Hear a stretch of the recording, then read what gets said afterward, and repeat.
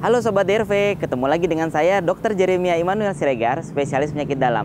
Nah, Sobat DRV pernah nggak mengalami demam tinggi disertai dengan nyeri perut dan mencret-mencret? Lalu selalu dibilang kena tipes. Sebenarnya apa sih tipes itu dan apakah saja gejala-gejalanya? Yuk kita dengarkan lebih lanjut ya.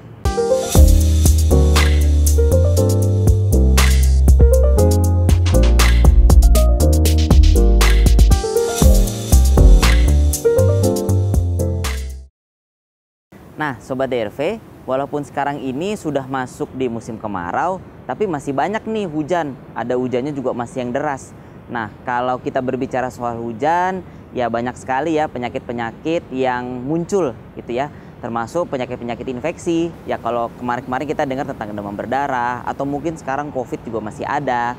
Lalu juga hepatitis. Nah, kita juga nggak boleh lupa nih, ada penyakit yang memang sering sekali juga diderita sama orang-orang pada waktu ya sebenarnya nggak harus musim hujan sih, tapi lebih sering meningkat waktu musim hujan, yaitu penyakit tipes. Nah, sebenarnya tipes itu seperti apa sih? Banyak sekali kita mungkin yang pernah dibilang tipes gitu ya, karena demam, terus ada perutnya nggak enak, nyeri perut, terus mencret ya. Bahkan katanya ada yang bilang pernah kena tipes sampai belasan kali. Sebenarnya itu bener nggak sih?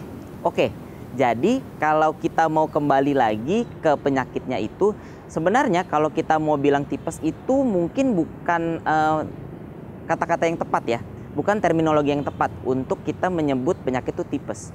Karena terminologi yang tepat itu sebenarnya adalah tifoid. Kenapa begitu? Karena tifoid itu adalah memang penyakit infeksius yang disebabkan oleh bakteri golongan Salmonella. Secara spesifiknya itu Salmonella typhi ya ada lagi sih jenis-jenis serotipe yang lain, misalnya Salmonella paratyphi dan Salmonella yang lain gitu ya. Tapi memang secara spesifik tifoid itu disebabkan oleh bakteri Salmonella typhi. Nah, kalau kita berbicara tentang tifus, sebenarnya tifus itu adalah penyakit yang disebabkan oleh kutu atau lice kalau dalam bahasa Inggrisnya ya. Itu memang golongannya Rickettsia. Nah, dan tifus itu sebenarnya bukan sesuatu yang endemik di Indonesia. Bahkan saya nggak pernah ketemu tuh ya. Tifus itu biasanya ada di Afrika atau di Amerika, dan sekarang ini sih memang sudah jarang ya. Jadi itu yang pertama ya, teman-teman harus mengganti dulu yang terminologinya. Kalau kita bicara tentang demam-demam yang sekarang Indonesia itu, kita bilangnya dengan tifoid, bukan tipes ya.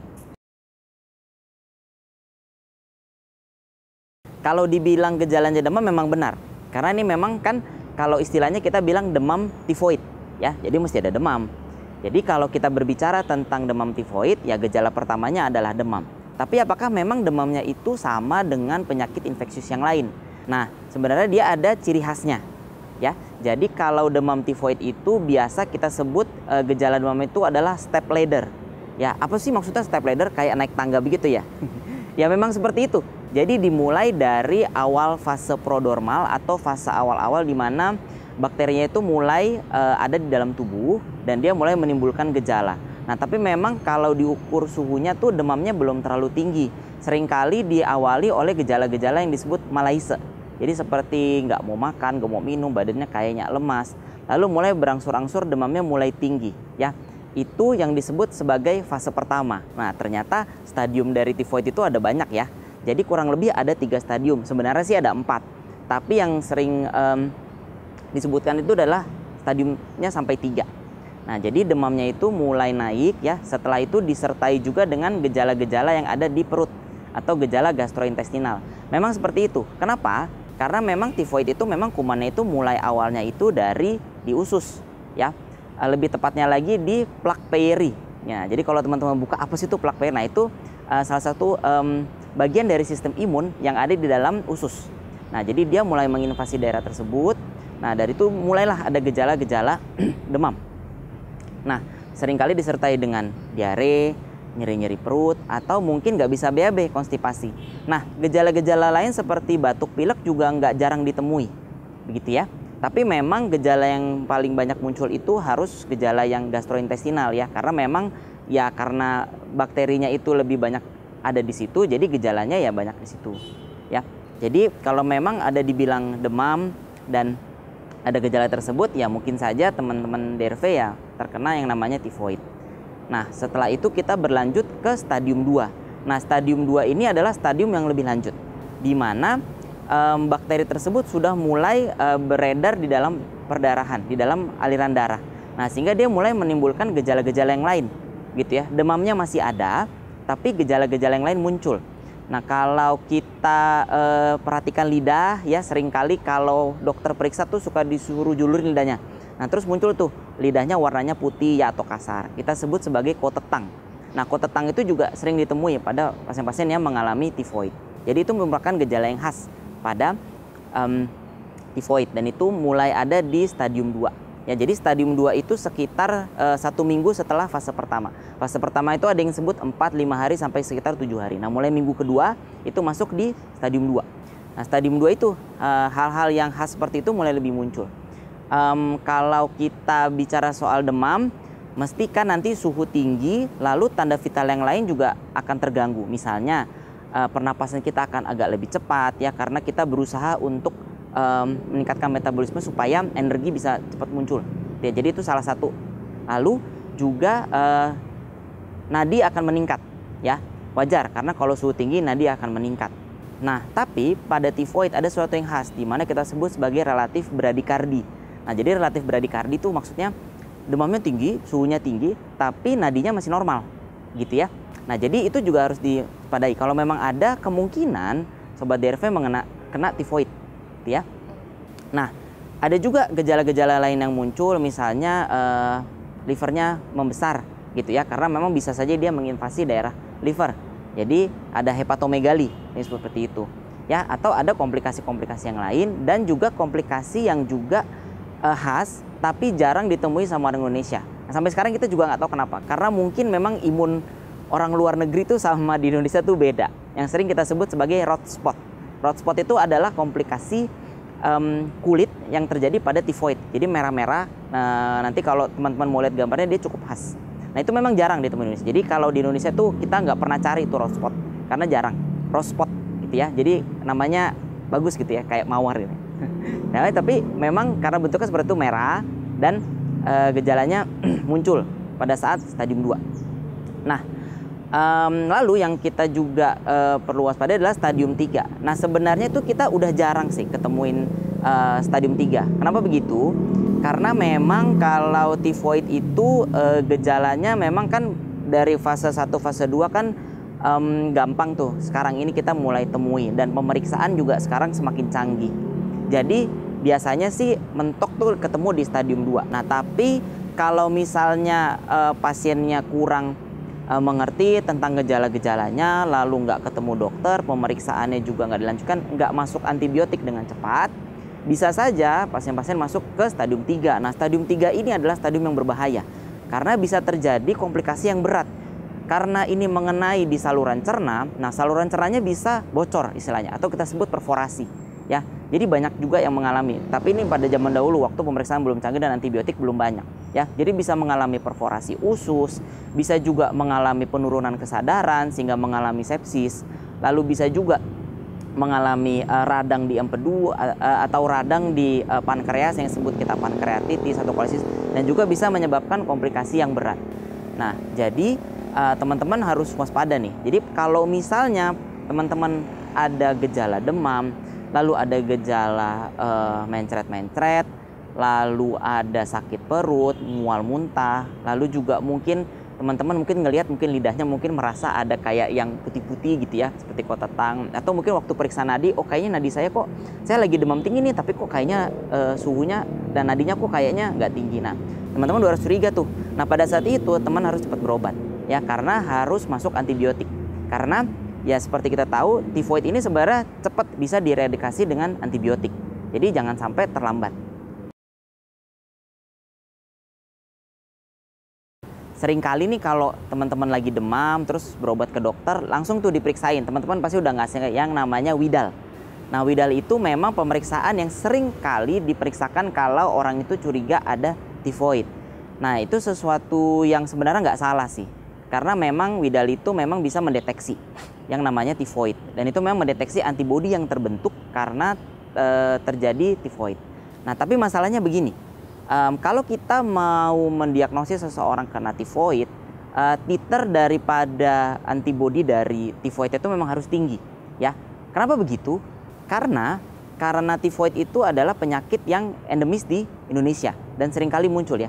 Jadi orang itu memang kalau dibilang kena tifoid sampai beberapa kali memang benar. Karena memang bisa saja dia lagi demam tapi dia nggak merasa ada kondisi tersebut, nggak memeriksakan, tahu-tahu minum antibiotik aja, ya karena kan gitu ya, di Indonesia kan gampang demam terus masuk antibiotik aja gitu ya. Nah terus mungkin keluhannya membaik, nah bisa saja dia terkena penyakit tersebut tapi mungkin nggak diperiksakan. Nah pada saat seperti itu antibodi yang terbentuk masih bisa bertahan cukup lama. Makanya kalau memang ada antibodi yang dibentuk dari waktu diperiksakan Widal, belum tentu kita bisa langsung mendiagnosis pasien tersebut terkena penyakit tifoid. Jadi titernya harus tinggi. Kalau di perpustakaan harus sampai 4-5 kali dari yang normal. Baru kita bisa lebih curiga kalau pasien tersebut terkena tifoid. Ya, jadi kalau menginterpretasi hasil Widal juga mesti hati-hati ya. Nah selain itu juga ada pemeriksaan yang lebih gampang untuk diperiksakan, yaitu dengan mendeteksi TB-dot atau sering kita bilang Tubex atau yang lainnya IgM Salmonella. Nah itu juga sebenarnya sama, mendeteksi antibodi yang muncul setelah pasien tersebut terkena tifoid. Nah tapi kalau itu positif atau misalnya nilainya tinggi, nah kita bisa lebih yakin kalau memang pasien tersebut terkena tifoid. Jadi kalau mau memeriksakan untuk tifoid lebih cepat ya dengan memeriksakan hal-hal tersebut.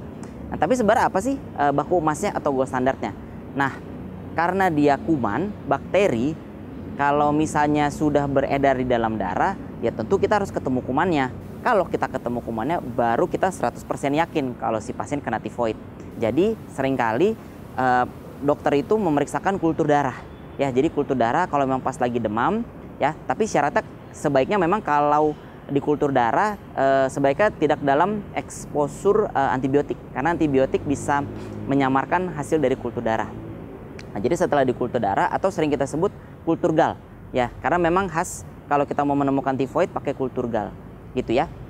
Jadi setelah di kultur darah, kalau memang kita ketemu kuman tifoidnya, baru kita bisa bilang kalau pasien ini benar kena tifoid. Lalu kalau kita berbicara tentang tata laksana untuk tifoid, sebenarnya apa sih tata laksana? Tadi sebenarnya saya sudah sebut ya di awal, harus masuk antibiotik. Ya iyalah, karena memang ini kan bakteri, jadi bakteri harus masuk antibiotik. Nah pilihan antibiotiknya banyak kok sebenarnya dan durasinya juga banyak. Mungkin di sini bisa ditampilkan juga beberapa antibiotik yang memang bisa disarankan untuk tifoid. Tapi memang mesti hati-hati karena memang di Indonesia sendiri resistensi dari antibiotik itu kan tinggi ya. Yaitu karena memang negara kita ini kan negara yang banyak kuman. Jadi negara yang tingkat infeksinya tinggi. Jadi makanya orang tuh gampang sekali meresepkan antibiotik. Sehingga kekebalan atau resistensi terhadap antibiotik dari kuman tersebut bisa jadi banyak gitu ya. Yang namanya bakteri ya itu bisa saja mengeluarkan zat-zat yang bisa menimbulkan resistensi terhadap antibiotik tertentu gitu. Jadi harus hati-hati. Nah makanya memang sebaiknya tetap ketemu sama dokter supaya diperiksa dan dilihat supaya penentuan antibiotiknya bisa tepat. Nah itu yang pertama. Nah yang kedua yang lain-lainnya memang kita harus perhatikan diet. Nah pada saat seseorang kena kondisi tifoid ya memang kan sedang terkena infeksi, kita kan mencegah supaya pasien-pasien tidak mengalami malnutrisi. Jadi memang kita sarankan untuk mendapatkan diet yang tinggi kalori ya supaya bisa membantu untuk penyembuhan. Dan memang makanan yang disarankan adalah makanan-makanan yang lunak gitu ya supaya memang usus itu nggak bekerja terlalu keras karena memang kan kumannya tersendiri itu kan memang ada di usus. Jadi kita harus membantu supaya kumannya bisa ususnya itu nggak bekerja terlalu keras. Selain itu juga disarankan bed rest. Kenapa sih harus bed rest? Jadi bed rest pada tifoid itu penting, ya. Salah satu yang teorinya karena memang pergerakan mobilitas, ya, mobilisasi yang aktif dari seseorang itu bisa menyebabkan gerakan dari usus itu juga meningkat dan itu sebenarnya nggak baik untuk mereka yang mengalami infeksi di usus. Jadi memang disarankan untuk bed rest supaya kumannya itu nggak menyebar terlalu jauh atau nggak menimbulkan komplikasi yang lain. Memang salah satu teorinya aja gitu ya. Sebenarnya dibilang 100% harus diikuti sih masih banyak penelitiannya yang kontroversial, tapi tetap kita sarankan supaya lebih optimal lagi penyembuhannya gitu. Jadi tadi itu ya antibiotik, kemudian bed rest, dan juga makan makanan yang tinggi kalori, yang lunak, ya. Lalu setelah kita ngomongin tata laksana, pencegahannya apa sih? Nah, kalau kita ngomongin pencegahan sebenarnya sama sih ya. Karena ini penyakit infeksius, ya kita harus mencegah supaya nggak ada penularan, gitu ya. Nah, kita harus makan makanan yang bersih, karena penularan daripada tifoid itu sebenarnya sama kayak yang lain-lain, kayak hepatitis itu lewat fekal oral ya. Jadi kalau ada makanan yang nggak bersih ya, atau kita nggak cuci tangan, terus kita kontak sama orang yang mungkin kena tifoid apa gimana, kita bisa saja ketularan ya. Makanya memang lebih banyak di musim hujan nih ya, karena kan memang penyebaran bisa jadi lebih banyak tuh pada saat itu. Jadi harus makan makanan yang bersih, makan makanan yang sehat, harus rajin-rajin cuci tangan supaya bisa mencegah penularan dari penyakit tifoid ya. Nah, kalau misalnya memang teman-teman mengalami gejala-gejala yang tadi disebutkan saya ya, segera periksa ke dokter supaya bisa dipastikan apakah teman-teman mengalami tifoid. Nah, kalau sudah memang mengalami tifoid ya baru bisa diobatin. Nah, apakah harus dirawat? Sebenarnya ini juga relatif ya. Kalau memang kondisi seseorang itu masih fit, masih baik ya, bisa saja sih pasien tersebut rawat jalan, jadi diberikan antibiotik. Tapi memang seperti tadi saya bilang, pengobatannya kan nggak cuma antibiotik, kita harus bed rest, kita harus makan makanan tadi tinggi kalori juga yang lunak. Nah, itu kan kadang-kadang yang juga sulit nih. Kadang-kadang kalau kita cuma bilang kayak gitu tuh, teman-teman mungkin udahlah biarin aja lah, gue udah sehat, mungkin masuk antibiotik, terus abis itu kerja seperti biasa, terus abis itu tiba-tiba jadi demam lagi. Nah, itu kan yang mungkin jadi masalah gitu ya. Jadi kalau memang agak kesulitan dan juga nanti mungkin makannya jadi kurang ya, karena kan terkena di bagian usus sehingga mungkin nafsu makan jadi berkurang, ada resiko mengalami dehidrasi ya, sebaiknya dirawat. Atau memang lagi fase demamnya tinggi, atau ada penyakit-penyakit yang lain yang mungkin membuat kita nggak bisa ada di rumah gitu ya, karena kita takut dengan komplikasi yang ada. Sebaiknya dirawat supaya bisa mendapatkan perawatan yang optimal di rumah sakit, lalu bisa masuk antibiotik yang diinjeksi supaya kerjanya bisa lebih optimal. Nah, nanti kalau misalnya udah lewat fasenya demamnya udah turun, makannya sudah baik, kondisinya lebih baik, baru nanti bisa pulang dengan melanjutkan antibiotik yang diminum. Ya, jadi begitu dulu ya Sobat DRV tentang penyakit tifoid. Mudah-mudahan teman-teman semua bisa mendapatkan wawasan yang lebih luas ya, dan bisa melakukan pencegahan. Jadi kalau misalnya masih ada yang mau tanyakan, jangan sungkan-sungkan untuk ditanyakan ya. Dan jangan lupa, seperti yang selalu saya bilang, jangan nanya tetangga sebelah ya, karena tetangga sebelah belum tentu ngerti. Terima kasih semuanya, selamat sampai jumpa lagi. Dapatkan informasi medis langsung dari Dr. Vito dengan subscribe channel YouTube ini. Anda juga bisa membagikan semua informasi berharga di sini dengan cara share ke teman-teman atau kenalan Anda.